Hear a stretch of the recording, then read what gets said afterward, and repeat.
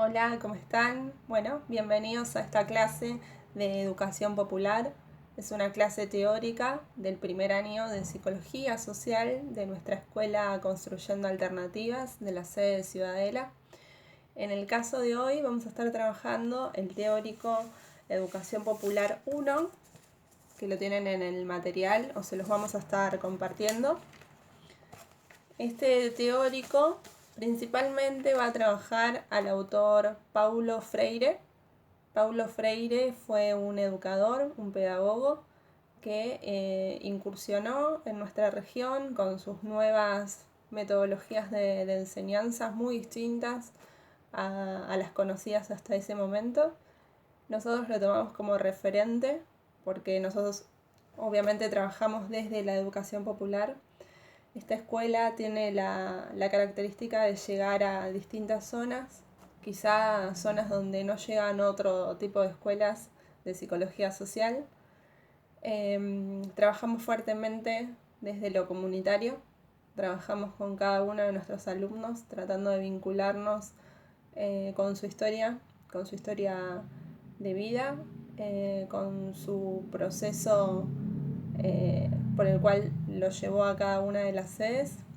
Entonces nos parece muy importante porque nuestra metodología de trabajo desde la escuela y puntualmente como psicólogos sociales está muy vinculada a este referente. Por eso no es casual que sea la segunda clase de Psicología Social 1 que esté directamente relacionada con él. Para poder empezar a pensar en sus conceptos principales y en su teoría, lo primero que vamos a hacer es como dar algunos datos de quién fue él, dónde nació y esas cosas como para entender cómo se contextualiza su teoría. Lo primero que podemos decir es que nació en 1921, nació en Recife, en el norte de Brasil. En un primer momento él empieza a estudiar la carrera de Derecho, pero a sus 20 años, alrededor de sus 20 años, él lo que hace es empezar a dar clases de su idioma, de portugués, y ahí empieza a ver como una beta en lo que tiene que ver con la educación, más allá de que su vida personal también lo lleva por ese camino, porque su esposa también es educadora del nivel primario, entonces bueno, va haciendo su camino en cuanto a la educación y no en el derecho. Cuando empieza a hacer su trabajo, principalmente él se va a abocar con lo que tiene que ver con la población de adultos. Él no se va a abocar a los menores, sino que a los adultos.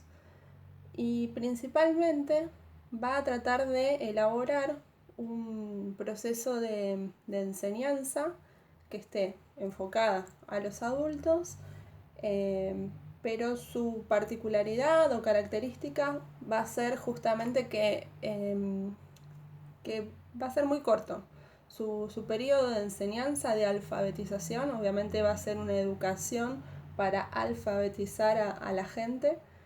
Se va a destacar justamente por eso, para hacerlo en un muy breve tiempo, es decir, unos 45 días, 2 meses, alrededor de 2 meses. Eso es el tiempo que va a durar su método de trabajo, así que va a ser muy veloz en la forma de enseñar a leer y escribir.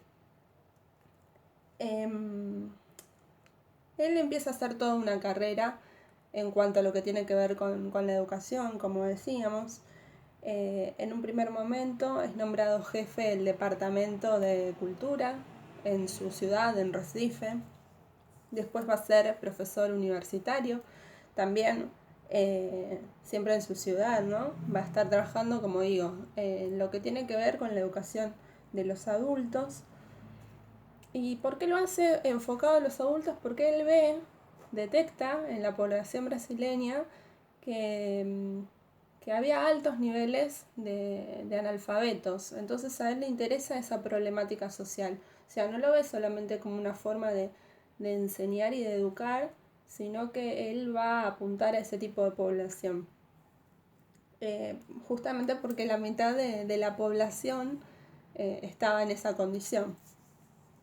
Él cuando empieza a trabajar, lo que empieza de alguna manera a, a desarrollar es una práctica crítica. O sea, él propone que se involucren tanto los que estudian como sus adultos referentes, que de alguna manera empiecen como a tomar conciencia de sus distintos procesos de vida, que reflexionen en torno a lo que les viene sucediendo. Entonces, así poco a poco él va armando su metodología de trabajo. Vale aclarar que en esos años en Brasil se da todo un movimiento donde se le da mucha importancia a lo que son las luchas sociales, se le da importancia a las luchas de base, de las clases más bajas. Por eso es que empieza a haber todo un movimiento eclesial de base.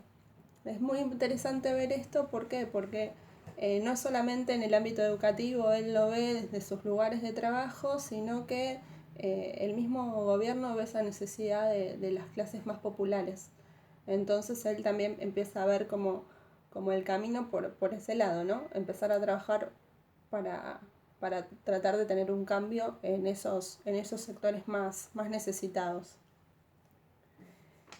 Él empieza, como les decía antes, empieza a tratar de hacer un proceso de concientización donde cada uno de sus alumnos trate de tomar conciencia de las condiciones de vida que tiene en su sociedad, en su cultura.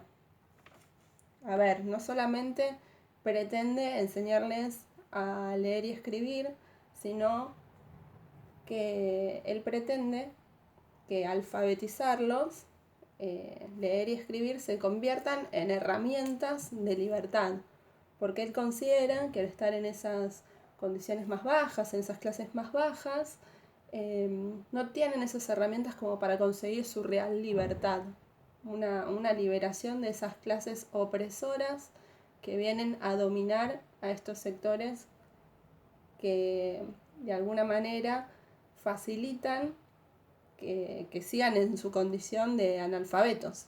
Entonces él lo que quiere hacer, primero que nada, es lograr eso, un proceso de concientización.